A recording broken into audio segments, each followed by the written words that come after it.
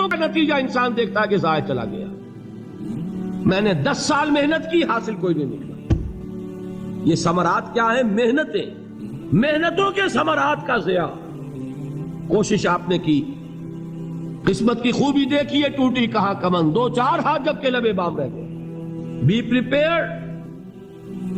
ایک شاعر کے یہ اشعار ہیں، وہ کمیونسٹ تھا، میں نام بھی نہیں لیتا، لیکن یہ کہ یہ اسی انقلابی، چونکہ ان کا بھی ایک انقلابی نظریہ ہے، انقلابی عمل میں یہ سارے مراحل آتے ہیں.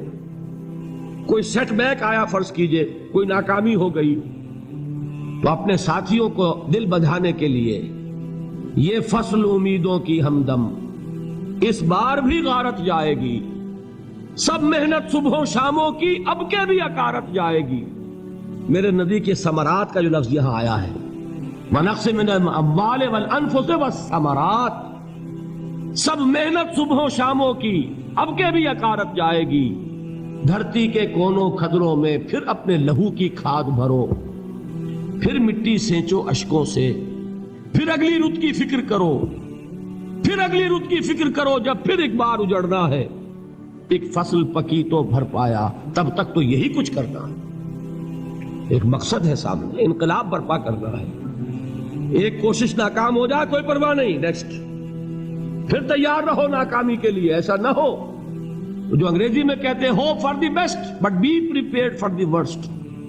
ایسا نہ ہو کہ دوسری مرتبہ ناکام ہو کے بددل ہو جاؤ، تمہاری ہمتیں جواب دے جائیں. نہیں، پہلے سے تیار رہو کہ دوسری مرتبہ بھی ناکامی آئے تو آئے، لیکن جب تک کہ کامیابی حاصل نہیں ہوتی ہمیں یہ کام کیے چلے جائیں. دیکھیے سیرت میں آیا کہ نہیں یہ واقعہ. بدر میں مسلمانوں کو فتح ہوئی تو احد میں زک پہنچی کہ نہیں؟ 70 صحابہ شہید ہوئے کہ نہیں؟ اگر ان کی ہمتیں جواب دے جاتی تو گاڑی کیسے چلتی آگے؟ تو فرمایا وَلَنَبْلُوَنَّكُمْ بِشَيْءٍ مِّنَ الْخَوْفِ وَالْجُوعِ وَنَقْصٍ مِّنَ الْأَمْوَالِ وَالْأَنفُسِ وَالثَّمَرَاتِ. ہم تمہیں لازم آزمائیں گے، خوف کی کیفیت سے، فقر و فاقے کی کیفیت سے، بھوک سے، جان کے نقصان سے، مال کے نقصان سے، محنتوں کے حاصل کے ضائع ہو جانے سے. وَبَشِّرِ الصَّابِرِينَ، اور اے نبی بشارت دیجئے صبر کرنے والوں. الَّذِينَ إِذَا أَصَابَتْهُمْ مُصِيبَةٌ، وہ کہ جب ان پر کوئی تکلیف آئے، کوئی مصیبت آئے، کوئی آزمائش آئے، قالوا انا للہ وانا الیہ راجعون، وہ یہ کہیں کہ ہم اللہ ہی کے ہیں، اللہ ہی کی طرف لوٹ جانا ہے. یہ وہی انداز ہے جو میں نے فارسی کا شعر سنایا تھا آپ کو کہ سرے تسلیم خم ہے جو مزاج یار میں آئے. وہ ہمارا مولا ہے، ہمارا آقا ہے. اگر اسے یہی منظور ہے تو ہمیں بھی یہی منظور ہے. میں نے تسلیم و رضا کی بات کی تھی نا، آپ کو کچھ شعر سنائے تھے. ایک شعر اور سنیے، اور یہ کس کا ہے؟ محمد علی جوہر کا. ایک مرتبہ جیل گئے، ان کی ایک بیٹی جوان بیمار ہوئی، فوت ہو گئی. باہر چھوڑا انگریز نے، جاؤ بھائی دفن کر دو بیٹی کو. دوسری مرتبہ جیل گئے، دوسری جوان بیٹی اسی مرض میں مبتلا ہوئی. اب یہ جیل میں ہے، خبر پہنچی کہ دوسری بیٹی کے اوپر بھی اسی مرض کا حملہ ہوا ہے. ایک نظم لکھی ہے جس کا آخری شعر یہ ہے، تیری صحت ہمیں منظور ہے لیکن اس کو نہیں منظور تو پھر ہم کو بھی منظور نہیں. یہ ہے، جب تک یہ کیفیت نہ ہو اس میدان میں آدمی ثابت قدم نہیں رہ سکتا کہ میرے رب کو اگر یہ منظور ہے تو یہی مجھے منظور ہے، اور تیری صحت ہمیں چاہیے تو ضرور، لیکن ہمارے رب کو منظور نہیں تو ہمیں بھی منظور. راضی برضائے رب. وَبَشِّرِ الصَّابِرِينَ الَّذِينَ إِذَا أَصَابَتْهُمْ مُصِيبَةٌ قَالُوا إِنَّا لِلَّهِ وَإِنَّا إِلَيْهِ رَاجِعُونَ. نہ شود نصیب دشمن کے شود ہلاک تیغت، سر دوستہ سلامت کے تو خنجر آزمائے. اولئک علیہم صلوات من ربہم ورحمہ، یہی ہیں وہ لوگ جن پر ان کے رب کی طرف سے عنایتیں ہیں اور رحمتیں ہیں. وَأُولَئِكَ هُمُ الْمُهْتَدُونَ، اور یہی ہے وہ لوگ جو کامیاب ہونے والے ہیں، ہدایت پانے والے، ہدایت یافتہ. اسی سورہ بقرہ میں ذرا آگے چل کر، یہ تو ہے 20واں رکوع، 19واں رکوع، بھی 21ویں رکوع کی پہلی آیت ہے لیس البر ان تولوا وجوہکم قبل المشرق والمغرب ولكن البر من آمن بالله واليوم الآخر والملائكة والكتاب والنبيين وآتى المال على حبه ذوي القربى واليتامى والمساكين وابن السبيل والسائلين وفي الرقاب وأقام الصلاة وآتى الزكاة والموفون بعهدهم إذا عاهدوا والصابرين في البأساء والضراء وحين البأس۔ اب یہ آیت جو ہے سورۃ العصر میں جو مضامین آئے تھے سارے اس میں موجود ہیں۔ وہاں ایمان کا لفظ آیا، یہاں 5 ایمانیات کی تفصیل آ گئی، اعمال کی تفصیل آئی، اور آخری بات وہاں کیا ہے وَتَوَاصَوْا بِالصَّبْرِ، اور یہاں کیا ہے وَالصَّابِرِينَ فِي الْبَأْسَاءِ وَالضَّرَّاءِ وَحِينَ الْبَأْسِ، اور صبر کرنے والے، اصل نیکی ان کی ہے جو صبر کریں، کس میں؟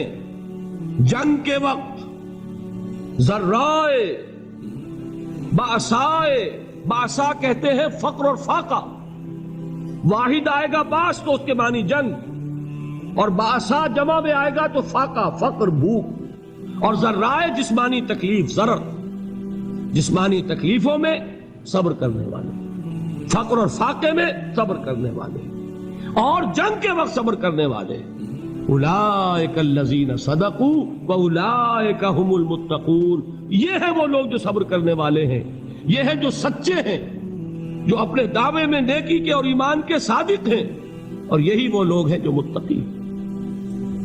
اگلی سورت ہے سورہ آل عمران، اس میں 2 لفظ آئے ہیں، آخری آیت یا ایھا الذین آمنوا اصبروا وصابروا ورابطوا واتقوا اللہ لعلکم تفلحون۔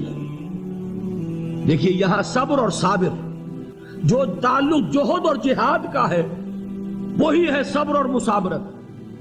صبر ایک طرفہ عمل ہے، آپ جھیل رہے ہیں، برداشت کر رہے ہیں، صبر علی المعصیہ، صبر علی الطاعہ، صبر علی الابتلاء، یہ سب کیا ہے؟ صبر۔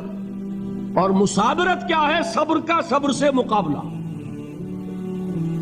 یہ سورہ آل عمران، اب وقت نہیں ہے، میں آپ کو سناتا اللہ تعالیٰ نے کیسے کیسے مسلمانوں سے کہا، مسلمانوں تمہیں زک پہنچی ہے تو انہیں بھی تو پہنچی تھی، ان کے 70 نہیں مارے گئے تھے بدر میں، ان کے حوصلے جو ہیں وہ تو پست نہیں ہوئے، وہ اگلے سال آ گئے تم پر چڑھائی کر کے، تم کیوں اتنا برا مان رہے ہو؟ تمہارے دل اتنے زخمی کیوں ہو گئے؟ تمہیں تکلیف پہنچتی ہے تو انہیں بھی پہنچتی ہے۔ اپنی غیرت جو ہے ہمیں ذرا اس کا جائزہ لینا چاہیے۔ لوگ باطل نظریات کے لیے کتنی قربانیاں دے رہے ہیں، لوگ باطل چیزوں کے فروغ کے لیے کتنی محنتیں کر رہے ہیں، جیسا کہ میں نے ابھی کہا تھا اسی غیرت کو چیلنج کرنے کے لیے، ذرا آپ کی حمیت دینی کو جوش دلانے کے لیے۔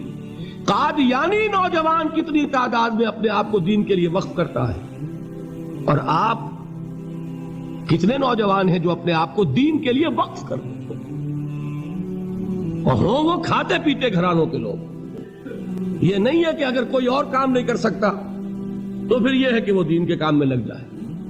باصلاحیت لوگ، کھاتے پیتے لوگ، ذہنی استعداد رکھنے والے لوگ، اونچے گھرانوں کے لوگ، وہ وقف کریں اپنے آپ کو دین کے لیے۔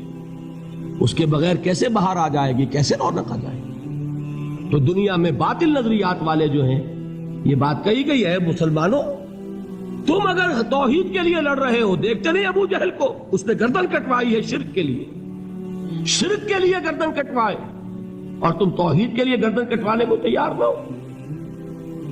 اس نے گردن کٹوائی کہ نہیں کٹوائی؟ اور کس طرح کٹوائی ہے؟